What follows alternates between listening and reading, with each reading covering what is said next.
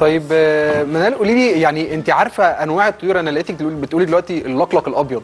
يعني احنا بالنسبه لنا اللي هو العصافير الكناريا ده اخرنا ده اخرنا في المعرفه عن انا اللوف الطيور. بيردز يعني اللقلق، هل انت عارفه انواع طيور كتير جدا مثلا بتبقى هتعدي او بتهاجر من المكان ده للمكان ده، ولا انت بتكتشفي بقى النوع ده جديد مثلا المره دي اول مره يعدي ولا لا؟ لا، احنا عندنا في مصر عموما بيعدي طيور المهاجرة حوالي 37 نوع.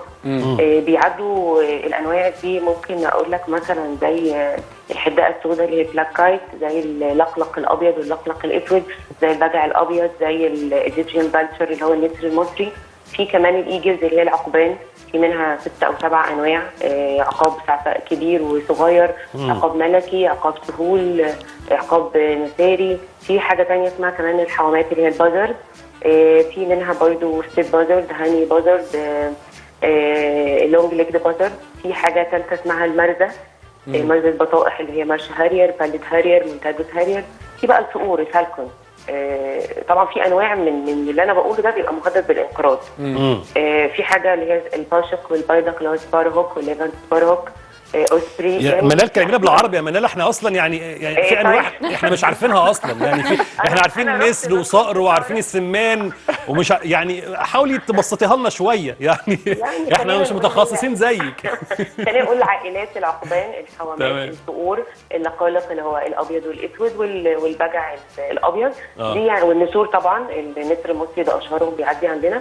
فاحنا يعني هم لما بيجوا خلاص احنا بنعرف ازاي الطائر، احنا بنحدد الطائر ده عباره عن ايدنتيفيكيشن ليه. بمعنى مثلا النسر المصري هو لونين، ابيض اسود، وديله فوركت كده شويه، ديله وتد دي زي كده، بياخد شكل مثلث، وراسه صغيره ومنقاره صغيره، راسه داخله جوه جسمه، ده خلاص نسر مصري. فاحنا بنعرف عن طريق لونه، عن طريق جناحه، عن طريق عدد صوابعه، عن طريق ديله، عن طريق راسه، عن طريق لون عينه، عن طريق المخالب بتاعته الوانها ايه.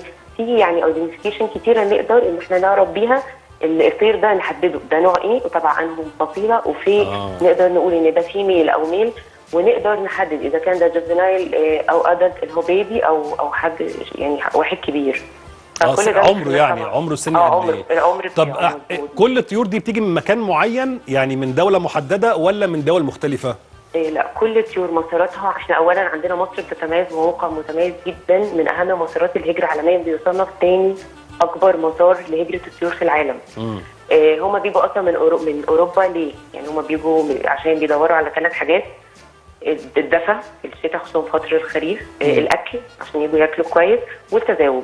بس التزاوج مش قوي، بس اهم حاجه بيدوروا على المناخ الكويس والاكل.